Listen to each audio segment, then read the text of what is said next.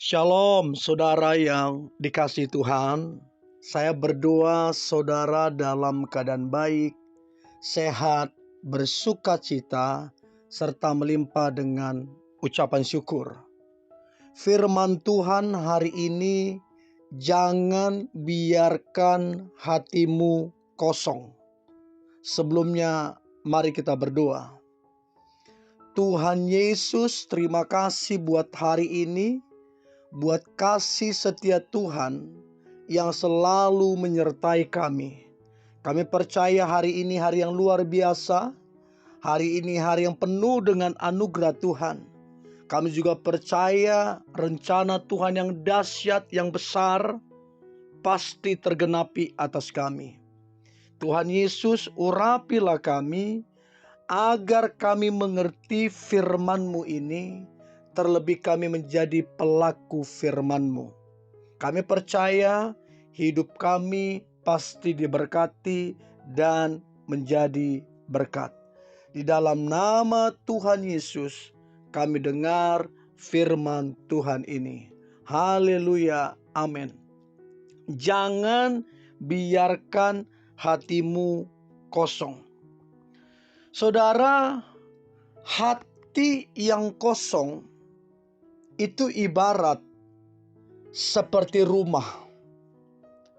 Rumah mau secantik apapun, mau ditata sebagus apapun, mau seautentik apapun rumah, apabila rumah itu dibiarkan kosong, tidak ada penghuni di dalam rumah tersebut, maka rumah yang indah itu, rumah yang tertata dengan baik itu, lama-kelamaan rumah itu akan menjadi kusam.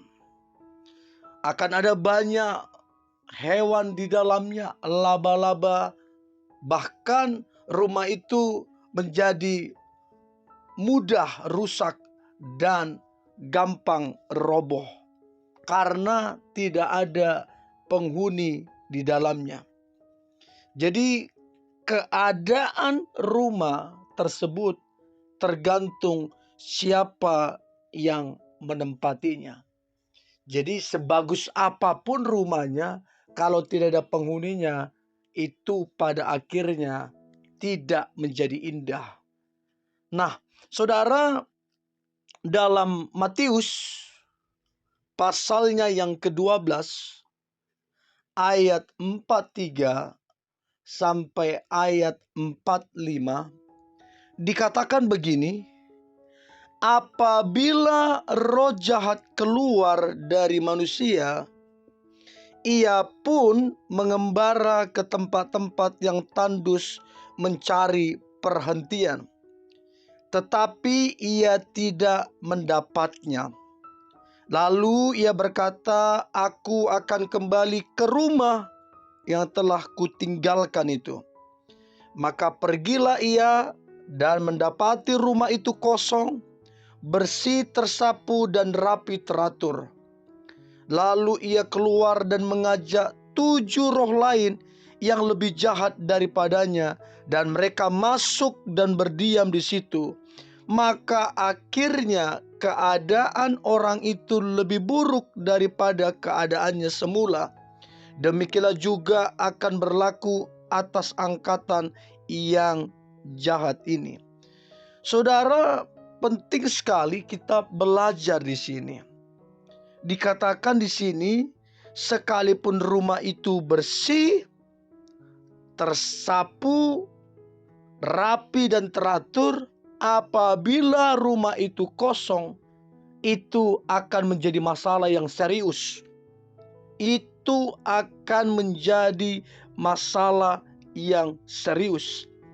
Jelas dikatakan roh-roh jahat itu akan kembali, bahkan membawa lebih jahat lagi ke tempat itu.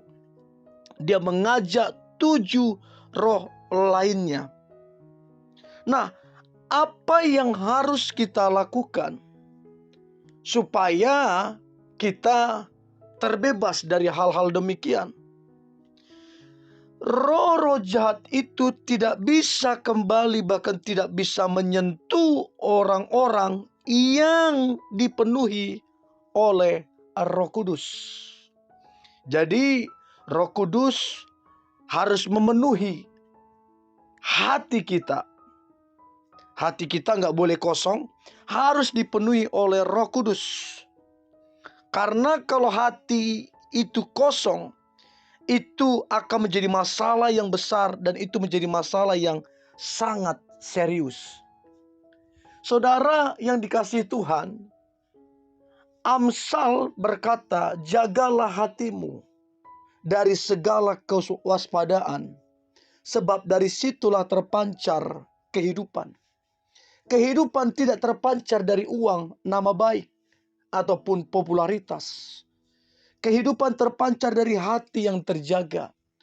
Orang yang menjaga hatinya tidak kosong, tidak hampa. Kehidupan akan mengalir.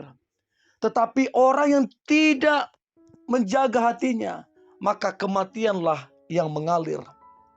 Saudara, berapa banyak orang atau berapa banyak selebritis, mereka punya followers yang banyak. Mereka cakep secara raut wajah. Mereka punya pengaruh. Mereka kaya. Tapi berapa banyak mereka yang depresi, stres. Berapa banyak mereka yang terjerat obat-obat terlarang. Berapa banyak mereka akhirnya masuk ke sel atau di penjara. Nah, kenapa mereka bisa mengalami demikian? Ada yang kosong di dalam hati mereka, yang tidak bisa diisi dengan uang, tidak bisa diisi dengan nama baik, tidak bisa diisi dengan jabatan ataupun popularitas. Hanya Yesus, hanya Roh Kudus yang bisa memenuhi hati kita. Saudara, Jepang adalah negara yang terkenal dengan teknologinya. Jepang terkenal dengan pendidikannya.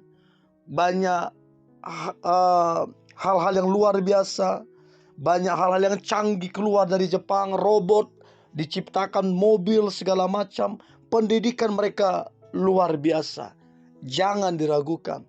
Tapi tahukah saudara, Jepang adalah negara nomor 1 tingkat bunuh diri tertinggi. Mengapa bisa demikian? Dengan tingkat pengetahuan yang tinggi, mereka bersaing luar biasa. Karena di Jepang, agama cuman gak nyampe berapa persen, cuman 1%. Mereka tidak percaya adanya Tuhan. Nah, ketika mereka tidak percaya, itu yang membuat kekosongan dan kehampaan itu. Sehingga negara itu menjadi negara yang sangat miris melihat mereka tidak punya pegangan. Knowledge tidak bisa jadi pegangan. Uang tidak bisa jadi pegangan.